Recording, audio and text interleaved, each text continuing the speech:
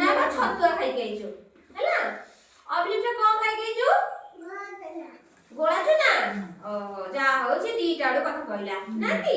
ହଉ ଆଜି ଆମେ କଣ ପନିପରିବା ବିଷୟରେ ଜାଣିବା ହେଲା। ଆମେ ସବୁ ପନିପରିବା ଖାଉଛେ। ପନିପରିବା ନାଁ ସବୁ ଜାଣିଛ କି? କହିଲ ଗୋଟେ ପନିପରିବା ନାଁ। ଗୋପାଳ ଗୋଟେ ପରିବା ନାଁ କହିଲୁ। ପରିବା ନାଁ କହିଦେ। ବାଇଗଣ। ଆଉ କଣ? କୋବି। ଆଉ କଣ ଅଛି? ହଁ ବାଇଗଣ। ଆଉ କଣ ଅଛି? କଲରା ହେଲା। କଖାରୁ ଆଳୁ ସାରୁ ସବୁ ପନିପରିବା ଅଛି। ଆମେ ତାକୁ ଖାଲି କଞ୍ଚା ଖାଇ ଦଉଛେ ହେଲା। ଆମେ କଣ କରି ଖାଇବା? ତାକୁ ତରକାରୀ କରି ଖାଇବା କି ଭାଜି ଖାଇବା କି ଡାଲମା କରି ଖାଇବା କି ସନ୍ତୁଳା କରିକି ଖାଇବା। ଖାଇବା ନା ନାଇଁ? ତମ ମା ମାନେ କରିକି ଦଉଛନ୍ତି ତମକୁ ଖାଇବା ପାଇଁ। ଦଉଛନ୍ତି ନା ନାଇଁ?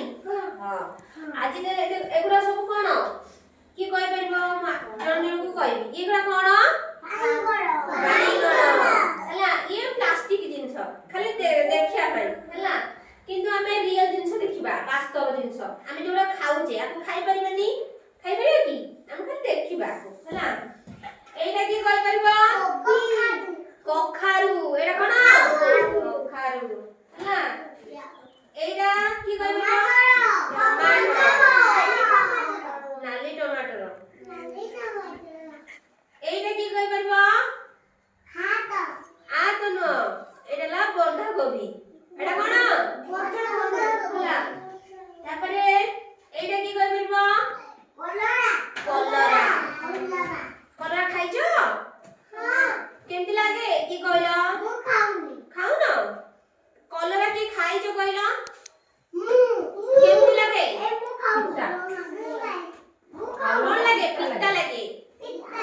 କଲରା କେମିତି ଲାଗେ? ପିତା ଲାଗେ ହେଲା। କହିଲେ ଏଇଟା କଣ? ଆଳୁ ହେଲା। ଏଇଟା କି କହିପାରିବ? ଏଇଟା ନା, ଏଇଟା ହେଲା ଜହ୍ନି ହେଲା। ହେଲା ଜହ୍ନି।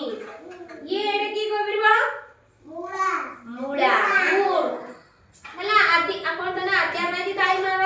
ଆଦିଆ କହିଦେଲା ମୂଳା। ଏଇଟା କି କହିପାରିବ? ଛୁଇଁ। କି ଛୁଇଁ?